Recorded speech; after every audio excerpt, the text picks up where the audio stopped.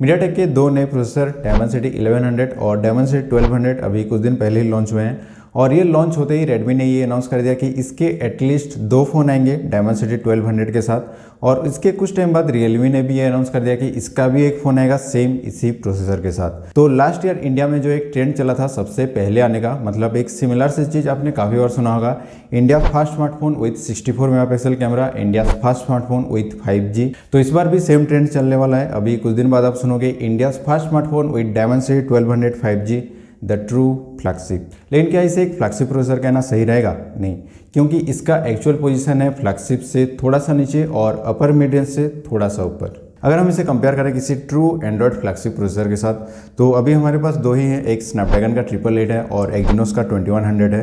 तो इन दोनों के साथ अगर हम इसे कंपेयर करते हैं तो इन दोनों में जो प्राइम CPU कोर यूज हुआ है वो है Cortex X1 और डायमेंसिटी 1200 में यूज हुआ है Cortex A78 और Cortex X1 इसके कंपैरिजन में 22% ज़्यादा पावरफुल है। सेम अगर GPU की बात करें तो यहाँ पे डायमेंसिटी 1200 में यूज हुआ है Mali G77 और ये वही सेम GPU है जो कि लास्ट ईयर एक्जिनोस 990 में यूज हुआ था और इस बार एक्जिनोस 2100 में यूज हुआ है Mali G78 और स्नैपड्रैगन 888 में यूज हुआ है इन तीनों में से सबसे पावरफुल GPU Adreno 660। वहीं पे अगर डिस्प्ले की बात करें तो इन दोनों फ्लैगशिप प्रोसेसर में आपको मैक्सिमम 4K डिस्प्ले तक का सपोर्ट मिलता है और क्वाड HD प्लस में आपको 144 हर्ट्ज रिफ्रेश रेट तक का डिस्प्ले ये सपोर्ट करता है, जबकि डायमेंसिटी 1200 में मैक्सिमम सपोर्ट करता है क्वाड HD प्लस, वो भी 90 हर्ट्ज के साथ। लेकिन डायमेंसिटी 1200 के साथ यहाँ पे एक एडवांटेज भी मिलता है, यहाँ पे फुल HD प्लस के साथ आपको मैक्सिमम 168 हर्ट्ज तक का रिफ्रेश रेट डिस्प्ले को ये सपोर्ट करता है और ये डिस्प्ले आपको देखने के लिए मिलेगा रियलमी के फ़ोन में। और भी बहुत सारी चीज़ें हैं जो कि इन दोनों फ्लैगशिप प्रोसेसर में आपको काफ़ी बेटर मिलता है, जैसे उनका AI काफ़ी बेटर है, कैमरा ISP बेटर है, मतलब इमेज प्रोसेसिंग काफ़ी बेटर होता है। दोनों में LPDDR5X रैम का यूज किया गया है, जबकि डायमेंसिटी 1200 में LPDDR4X रैम यूज हुआ है। और यहाँ पे जो 5G मॉडेम यूज हुआ है वो भी इन दोनों में काफ़ी बेटर है। यहाँ पे आपको डाउनलोड अपलोड दोनों का स्पीड काफ़ी बेटर मिलता है और दोनों में आपको mmWave का भी सपोर्ट मिलता है, जो कि आपको डायमेंसिटी 1200 में नहीं मिलता। तो इसे एक फ्लैगशिप प्रोसेसर की जगह पे एक अपर मिड रेंज प्रोसेसर कहना ज़्यादा बेटर रहेगा। चलो एक बार के लिए मान लेते हैं कि डायमेंसिटी 1200 में सबसे powerful CPU Cortex X1 use होता और इससे better GPU Mali G78 use होता और इसके AI के फीचर्स भी और थोड़े से अपग्रेड कर दिए जाते और इसमें जो भी फीचर्स वगैरह डाले गए हैं उसमें भी और थोड़ा सा ज़्यादा इंप्रूव कर दिया जाता। तो क्या होता, इसके परफॉर्मेंस में 22% के अराउंड का अपग्रेड हमें देखने के लिए मिलता, ज़्यादा CPU परफॉर्मेंस ज़्यादा बेटर मिलता और GPU में मतलब गेमिंग वगैरह में काफ़ी बेटर परफॉर्मेंस देखने के लिए मिलता और साथ ही में इसका प्राइस भी ज़्यादा रहता। और जैसे कि अभी रेडमी और रियलमी दोनों के फ़ोन्स आने वाले हैं स्नैपड्रैगन 888 और डायमेंसिटी 1200 के साथ, तो अभी डायमेंसिटी 1200 जितना ज़्यादा पावरफुल होता है, इन दोनों फ़ोन्स के बीच में जो प्राइस गैप है वो उतना कम रहता है। और अगर यहाँ पे दोनों इक्वल लेवल पे पावरफुल रहते तो यहाँ पे ज़्यादा से ज़्यादा कितना प्राइस गैप रहता, 3-4 हज़ार रुपये। तो आप सोच के देखो कि कोई अगर एक फ्लैगशिप फ़ोन खरीदने जा रहा है तो वो दोनों में से कौन सा चूज करेगा? ऑब्वियस सी बात है स्नैपड्रैगन 888 को चूज करेगा और ये बात मीडियाटेक को काफ़ी अच्छे से मालूम थी। तो इसके वजह से ये अगर चाहते तो इसे अपग्रेड कर सकते थे और भी ज़्यादा इसे पावरफुल बनाया जा सकता था, लेकिन ये नहीं करेगा क्योंकि इसको कम्पीट करना नहीं है स्नैपड्रैगन 888 या फिर एक्जिनोस 2100 के साथ। लेकिन ऐसा नहीं कि डायमेंसिटी 1200 एक बेकार प्रोसेसर है। इसे अगर आप कंपेयर करोगे स्नैपड्रैगन 765G के साथ, जो कि 7 सीरीज का सबसे पावरफुल प्रोसेसर है, तो उसके कंपैरिजन में ये बहुत ज़्यादा पावरफुल है। इवन इसको अगर आप कंपेयर करोगे स्नैपड्रैगन की लास्ट ईयर फ्लैगशिप के साथ, मतलब 865 के साथ, तो उसके कंपैरिजन में इसका जो CPU है वो ज़्यादा पावरफुल है।